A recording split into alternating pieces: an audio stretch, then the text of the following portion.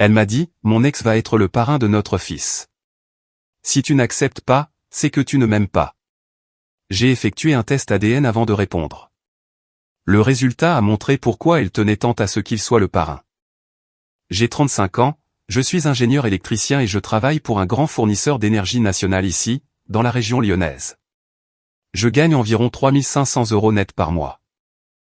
J'ai ma propre maison dans une banlieue résidentielle calme, près de Villeurbanne, que j'ai fini de payer il y a 2 ans grâce à un héritage et beaucoup d'économies. Jusqu'à récemment, je pensais avoir un mariage solide. J'ai été marié à Carole pendant 5 ans. Nous nous sommes rencontrés au mariage d'un cousin en Bourgogne. Nous sommes tombés amoureux rapidement et nous nous sommes mariés 1 an après notre rencontre. Elle travaillait comme professeure des écoles dans un établissement privé sous contrat, non loin de la maison. Tout semblait parfait. Il y a 8 mois, notre fils Sébastien est né, ou du moins c'est ce que je croyais. Les premières années de mariage ont été bonnes. Carole et moi nous entendions bien. Nous avions nos routines, nos projets d'avenir. Nous voyagions 1 fois par an, souvent sur la Côte d'Azur ou à l'étranger. Les week-ends, nous rendions visite à sa famille en Savoie ou à la mienne ici, près de Lyon. Quand Carole est tombée enceinte, j'étais fou de joie. J'ai toujours voulu être père. Nous avons préparé la chambre du bébé avec soin.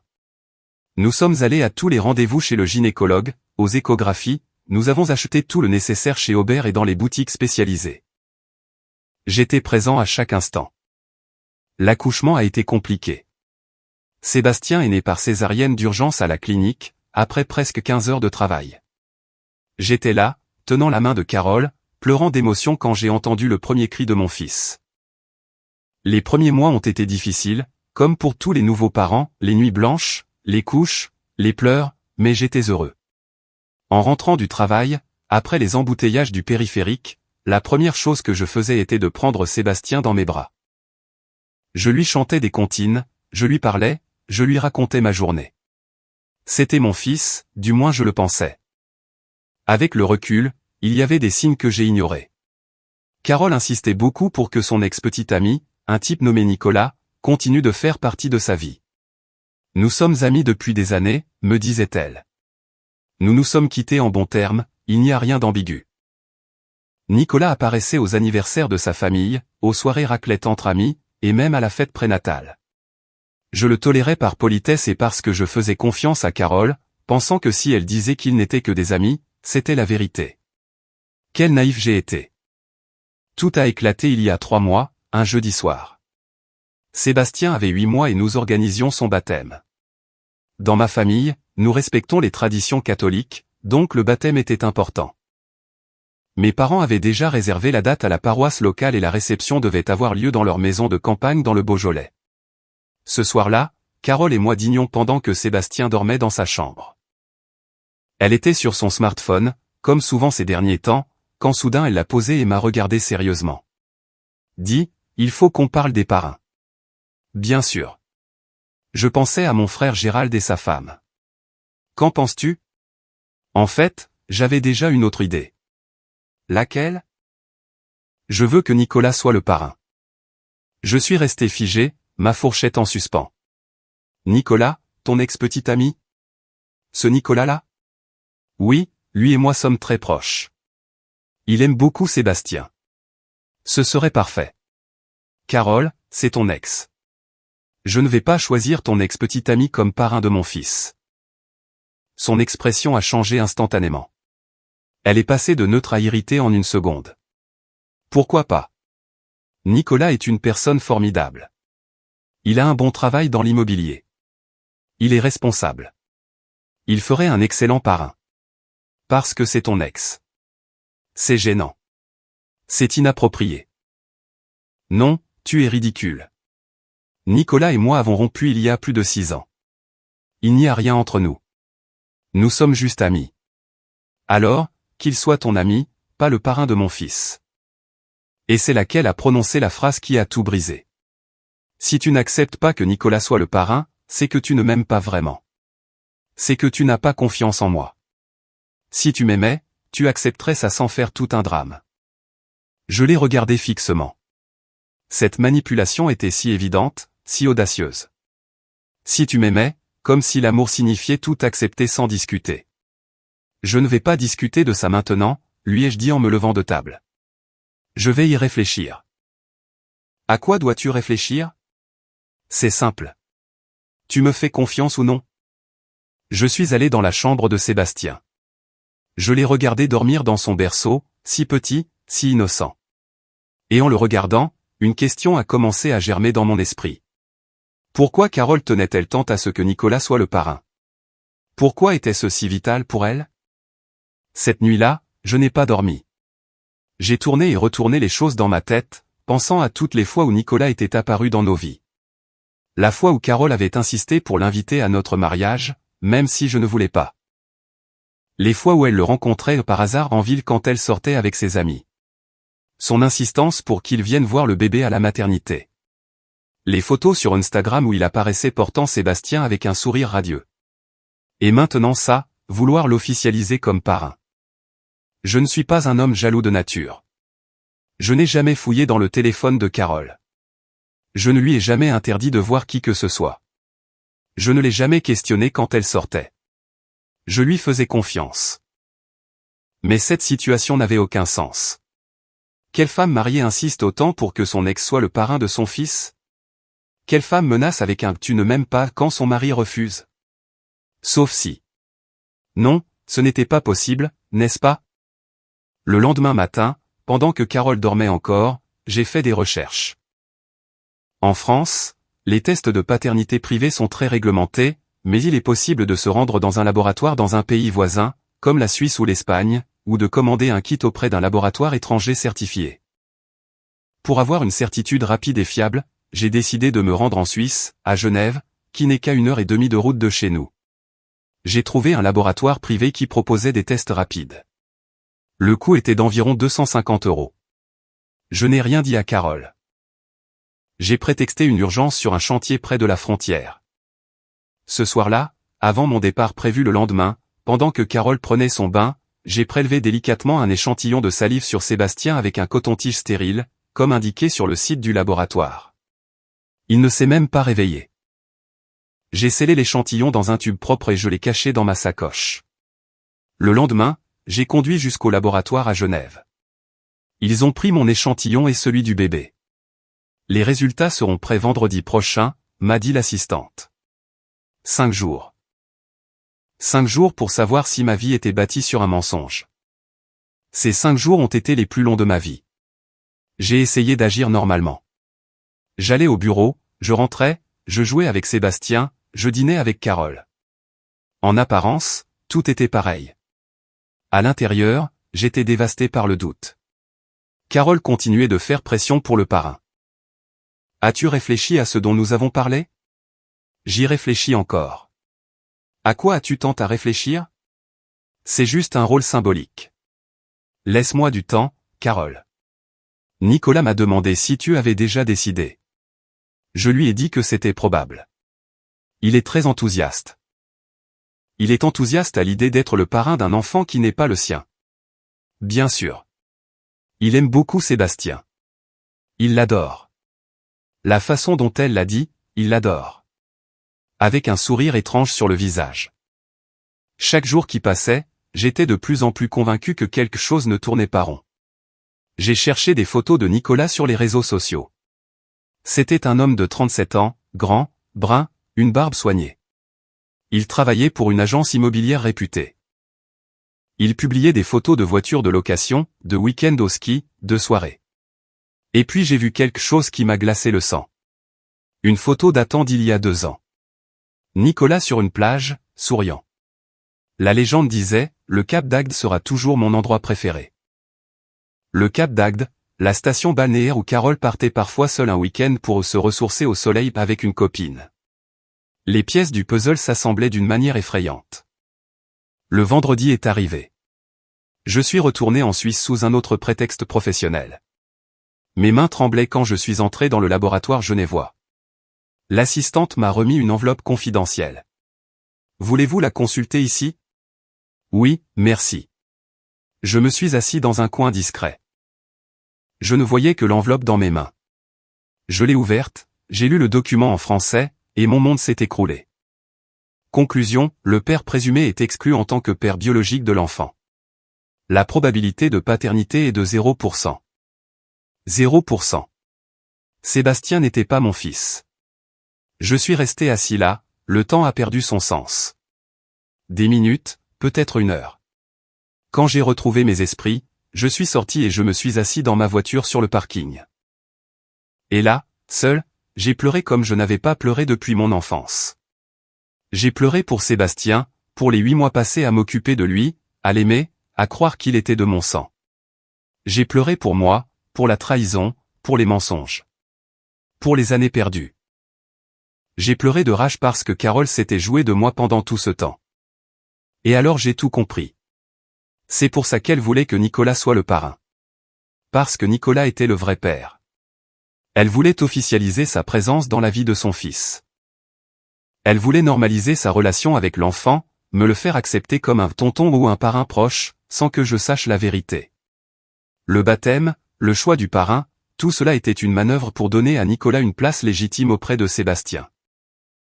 Et moi, le bon mari, j'allais tout financer. La fête, les cadeaux, l'éducation d'un enfant qui n'était pas le mien. Je suis resté dans la voiture environ 2 heures avant de reprendre la route vers la France, réfléchissant à la stratégie à adopter. La confronter immédiatement? Attendre? Parler à un avocat? J'ai décidé de faire les choses méthodiquement. Si je devais détruire mon mariage, je le ferais avec toutes les cartes en main. Je n'allais pas lui laisser l'occasion de retourner la situation contre moi. Dès mon retour à Lyon, j'ai cherché un avocat réputé en droit de la famille. J'ai pris rendez-vous avec Maître Olivier Perrin, un avocat expérimenté du barreau de Lyon. La consultation coûtait 150 €, mais le prix importait peu. Je lui ai tout expliqué. Je lui ai montré le résultat du test suisse. « Monsieur, la situation est grave mais claire », m'a-t-il dit. Cependant, ce test étranger n'a pas de valeur juridique directe devant un tribunal français, il sert juste de preuve morale pour vous. Nous devons lancer une procédure officielle. Faisons-le. Nous allons engager une procédure de divorce pour fauter, simultanément, une action en contestation de paternité. Le juge ordonnera une expertise biologique officielle. Je veux aussi demander réparation pour le préjudice. Nous demanderons des dommages et intérêts pour le préjudice moral et matériel. J'ai attendu 2 semaines avant de confronter Carole. Pendant ce temps, Maître Perrin a préparé le dossier, la requête en divorce pour faute grave, l'adultère étant toujours une faute en droit français, et la demande d'expertise génétique. Nous avons aussi préparé une plainte pour manœuvre frauduleuse concernant le patrimoine, car elle m'avait fait assumer financièrement un enfant qu'elle savait ne pas être le mien. Le jour de la confrontation fut un dimanche matin. Les parents de Carole étaient passés prendre Sébastien pour l'emmener se promener au parc de la Tête d'Or. C'était l'occasion idéale. Une fois la porte fermée, Carole s'est installée dans le canapé avec son téléphone. « Il faut qu'on parle », ai-je dit calmement. « Tu as décidé pour le parrain ? Nicolas m'a encore relancé hier. »« Oui, j'ai décidé. Nicolas ne sera pas le parrain. » Elle a soupiré théâtralement, levant les yeux au ciel. « Encore avec tes réticences. Je t'ai déjà dit que Nicolas ne sera pas le parrain. Parce que Nicolas n'a pas besoin d'être le parrain. Nicolas a déjà un rôle dans la vie de Sébastien. C'est son père. » Elle a blêmi instantanément. « Qu'est-ce que tu racontes ? » J'ai sorti le document du laboratoire suisse et je l'ai posé sur la table basse devant elle. Test ADN. Probabilité que je sois le père, 0%. Sébastien n'est pas mon fils. Elle a saisi le papier, l'a lu, ses mains tremblaient de manière incontrôlable. Ça doit être une erreur. Ces laboratoires ne sont pas fiables. C'est ta seule défense ? Ce n'est pas possible. Sébastien est ton fils. Carole. Arrête de mentir. Je connais la vérité. Je sais pour Nicolas. Je sais que tu n'as jamais cessé de le voir. Je sais que tes week-ends au Cap d'Agde n'étaient pas des voyages en solitaire. Elle a éclaté en sanglots. Je peux tout expliquer. Il n'y a rien à expliquer. Tu m'as trompé. Tu m'as fait croire à une paternité qui n'existait pas. Tu t'es servi de mes revenus pour élever le fils d'un autre. Combien de temps comptais-tu continuer cette comédie ? Je t'aime. Ce qui s'est passé avec Nicolas était une erreur. C'est arrivé une fois. Une fois? Carole, l'enfant a 8 mois. C'était quand? C'était une fois. Il y a 1 an et demi.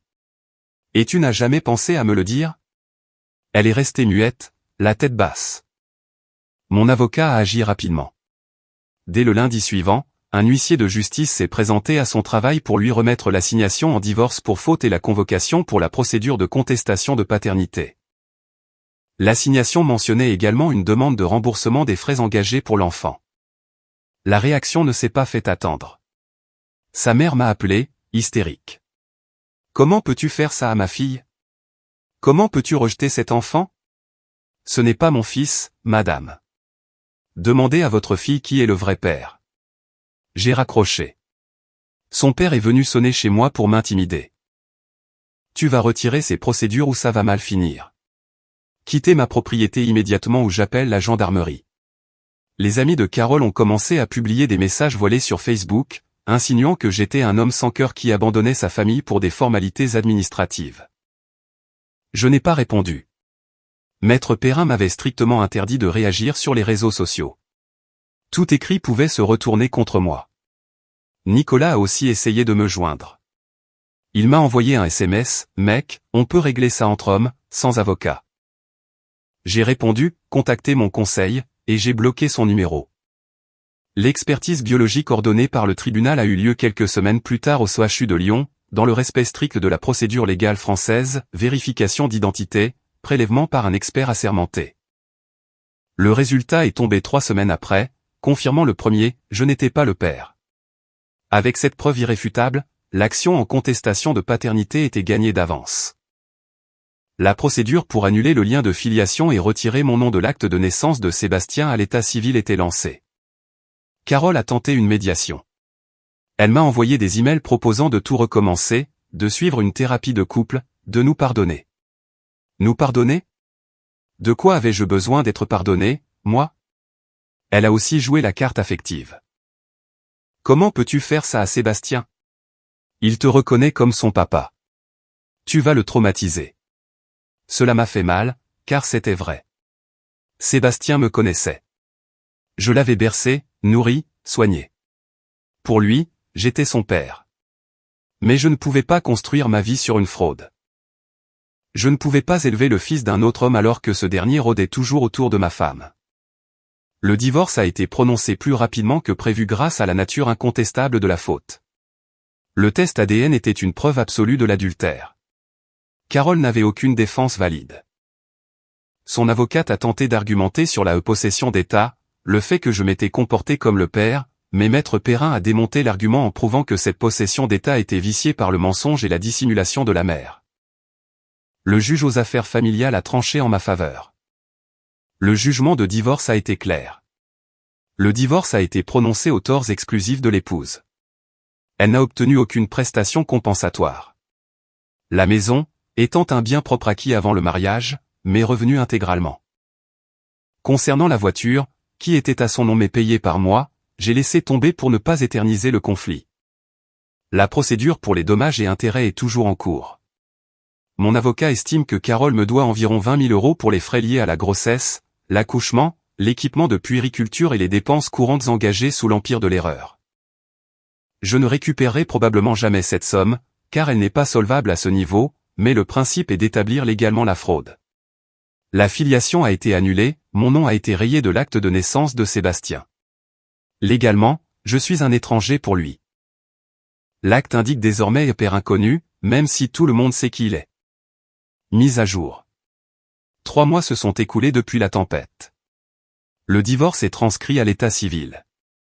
Je vis seul dans ma maison. Je commence à me reconstruire. Pour Carole, le retour de bâton a été brutal.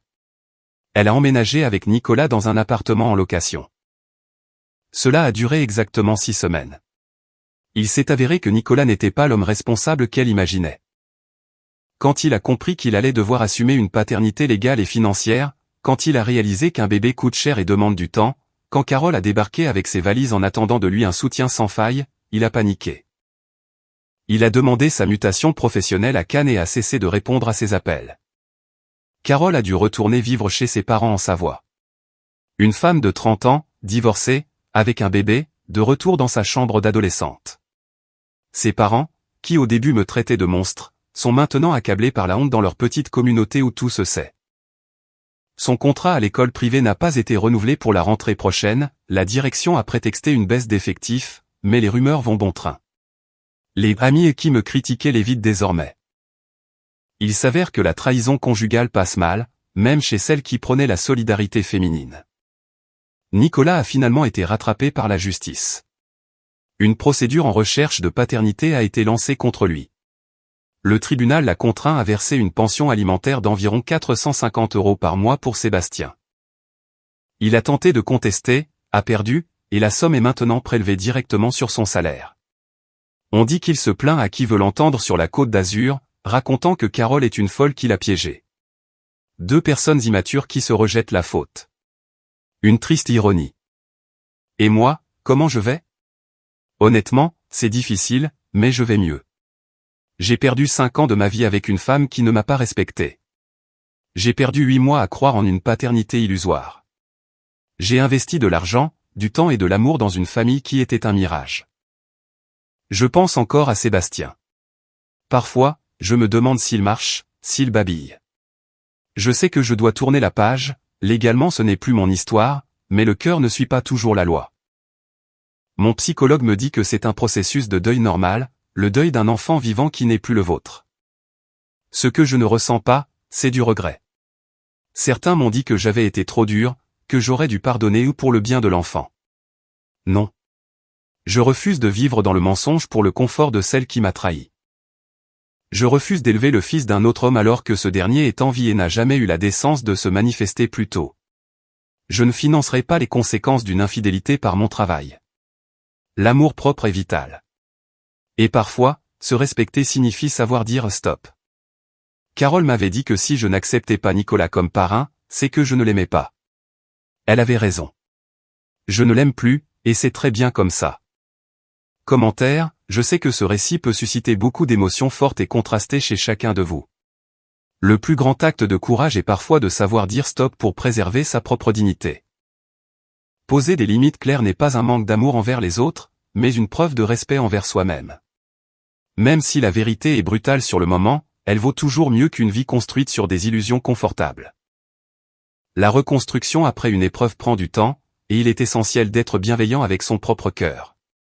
Ne culpabilisez jamais de choisir la réalité plutôt que le mensonge, même si cela implique des décisions déchirantes. Nous méritons tous des relations basées sur l'honnêteté et la confiance réciproque. N'oubliez jamais que votre paix intérieure doit rester votre priorité absolue, quelles que soient les circonstances extérieures. J'espère que vous trouverez ici l'inspiration pour faire les choix justes pour votre bonheur. Prenez grand soin de vous et continuez d'avancer avec la tête haute. Cette histoire vous a plu? Laissez un commentaire et abonnez-vous pour soutenir la chaîne. D'autres histoires arrivent bientôt.